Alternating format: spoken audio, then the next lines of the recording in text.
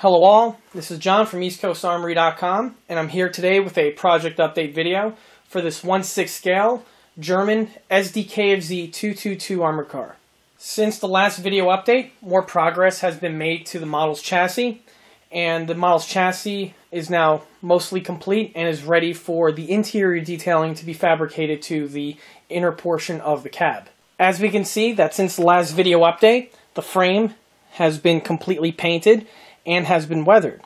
The frame also has its driver portion floorboards and control detailing added along with the main seat for the driver. Quick walk around.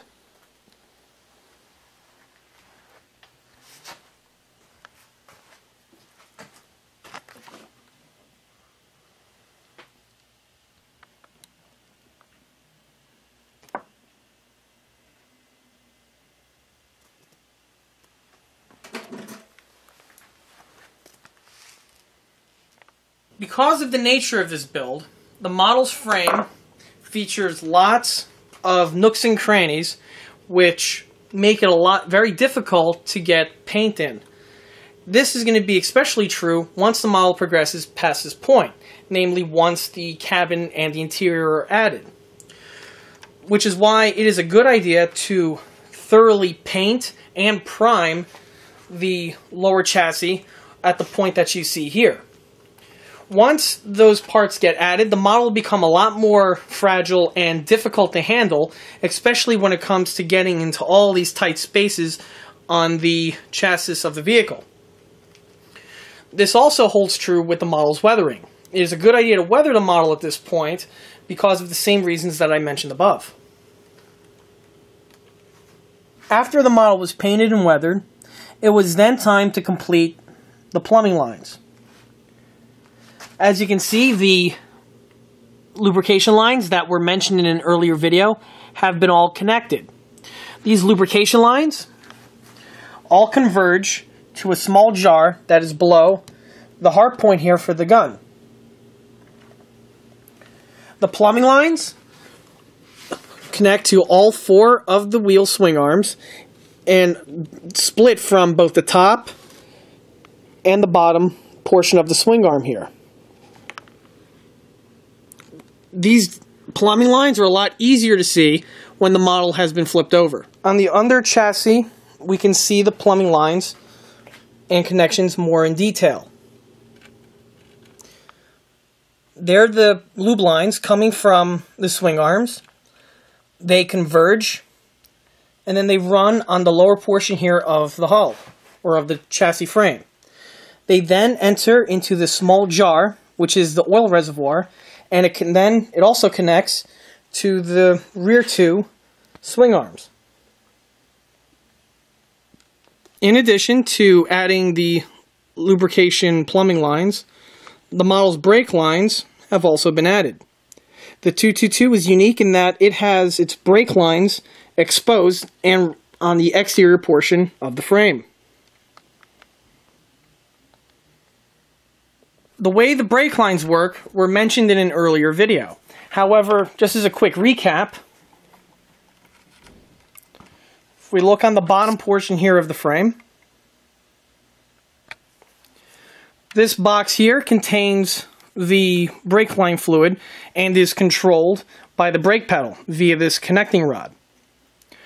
The input from the pedal gets amplified by this box, which then moves this control rod, which controls this horizontal bar that runs the full length of the frame. This bar enters the exterior portion of the frame and enters this yoke here. This is a mirror image on the reverse side of the vehicle. When the control rod moves, it moves this yoke in a clockwise motion. This movement, if we notice, is connected to the wheels via this cable. When the yoke moves in a clockwise portion, the cables get pulled, which in turn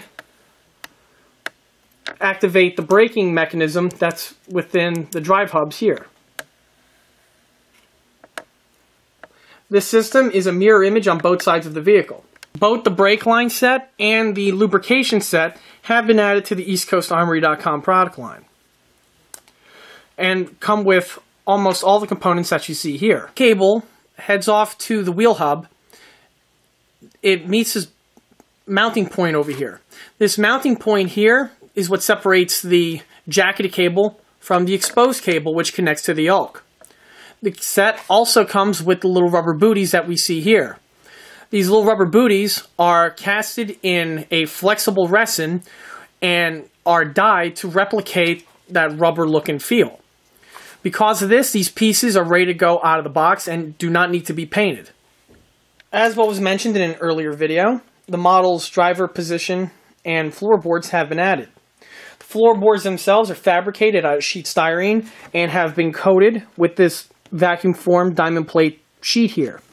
This diamond plate panel was purchased from the below link, and it's an English company, and if you are purchasing the diamond plate in the United States, you need to phone in the order currently to be able to order the diamond plate.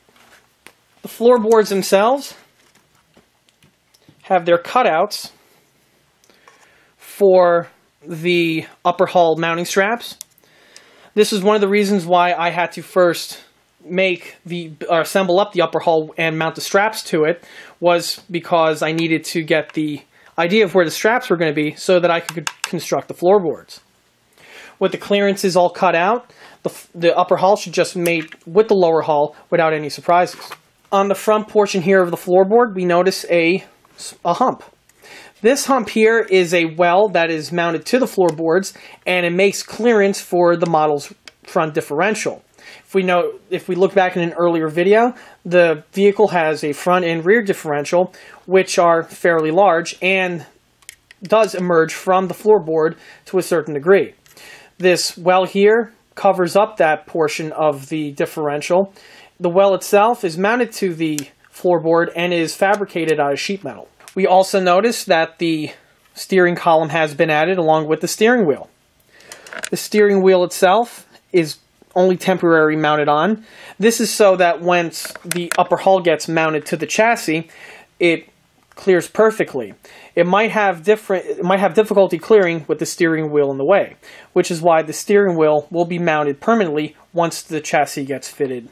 As what was mentioned in an earlier video, the steering wheel column for the 222 Armor car is available on the EastCoastArmory.com product line. In addition to the steering column, the model's pedals have been completed and added. We have the three here. This one is the clutch, this one is the accelerator, and this one is the brake. Over here we have the model stick shift, and over here is the emergency brake lever, or the parking brake. As for these two controls here, I saw them on the real 222 Armor car, which is in the Jack Littlefield collection.